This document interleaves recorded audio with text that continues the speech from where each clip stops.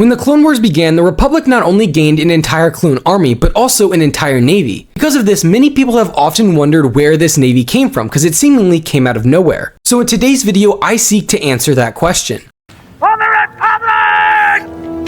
The Republic has long been known for its impressive navy, with a proud tradition of it starting 25,000 years before the Clone Wars during the Old Republic. However, this standing fleet during the Old Republic would end up being disbanded as a result of the Ruusan reformations. However, just because this happened did not mean that there was no Republic-wide body to protect its members. Specifically, we are aware of two Republic-wide fleets that were created to fill the gap of the Republic Navy. One existed during the High Republic era, around the year of 500 BBY, and this was the Republic Defense Coalition, or the RDC. The RDC was a very unique body, as it was only a small fleet that was active at a time. The way it worked is that the RDC would manage a very small fleet of ships, mostly small crafts only, and in extreme emergencies, treaties would go into effect that would provide the RDC with more ships from planetary defense forces from around the Republic. Although this started in 500 BBY, we do not know exactly how long it operated for, but at some point, the Republic Department of Justice created a fleet of their own known as the Republic Diplomatic Fleet. Now, this was also a very small fleet, also made up of smaller cruisers and light ships, like the CR-90s and the Consular class cruisers, but it was the primary peacekeeping task force for the Republic up to the point that the Republic Navy was reinstated. Of course, throughout the Republic, planets would have their own planetary defense forces with their own fleets. The best example of this is the Coruscant Home Defense Fleet, which was the fleet that defended Coruscant. However, there are two little things that need to be mentioned as well. Firstly is the existence of larger capital ships and sub-capital ships. This includes things like the Mandator as well as many other ships. And though their exact origins are unknown, we do know that they existed prior to the Clone Wars throughout the Republic, but were not originally part of the larger pre-Clone Wars Republic fleets as far as we know. Secondly, there is a very special entity known as the Republic Special Weapons Group, which was created to research and develop advanced weapon technology for the Republic. Weirdly though, they were created and began working sometime before the invasion of Naboo in 32 BBY. Again, despite the fact that the Republic was not militarized at this point. Regardless, with the history of the Republic Navy out of the way, let's take a look at how the Clone Wars era Navy came to be.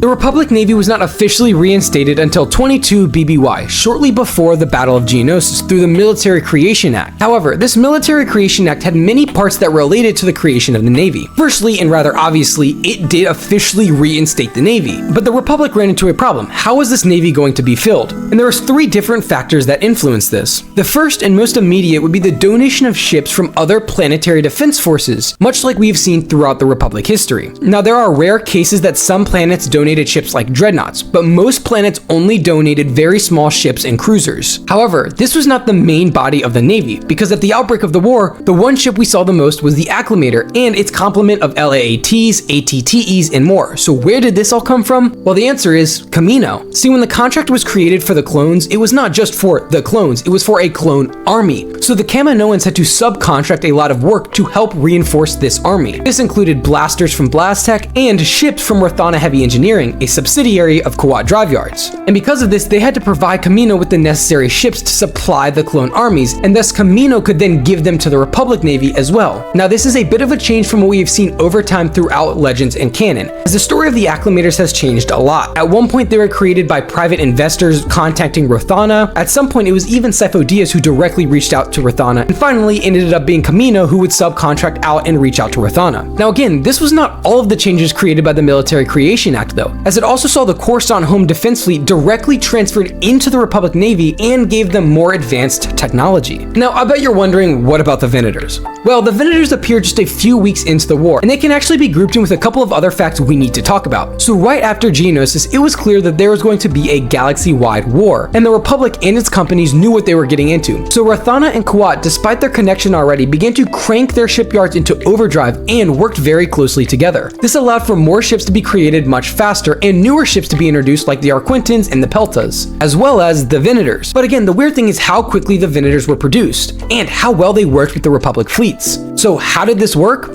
Well, I return this all back to the Republic Special Weapons Council and the first Republic fighter, the V-19 Torrent. See, the V-19 Torrent was set to be in development for a long time before the Battle of Geonosis, where a prototype squadron of them were deployed. But it's also stated that the V-19 Torrent was created specifically to account for the LAAT's lack of dogfighting capability. So if I can put my theory cap on for a second, this screams to me that all of these companies that were creating ships for Kamino were all working together to make an army. This included Kuat, Blastek Rathana, Slain and Corporal, and who knows who else. They were all talking together rather than just being independently subcontracted. And all of these were going to contribute to the larger clone army. But ships like the LAAT, the Acclimator, and the ATTEs were all done by Geonosis. But other ships like the V-19 Torrents or the Venators were not quite ready and were still in development and research. I also think this helps to explain how almost all of the Republic ships and vehicles work so well together and support each other, and how some of them came out so quickly after the war began. Now, I have also seen other theories that suggest some of these companies are just constantly developing new technology and proposing them to planetary defense forces and eventually the Republic and Camino. Finally, I also want to factor in the aforementioned Republic Special Weapons Council, as it's entirely possible that they had a hand in working with some of these companies despite not knowing about the clone army being built.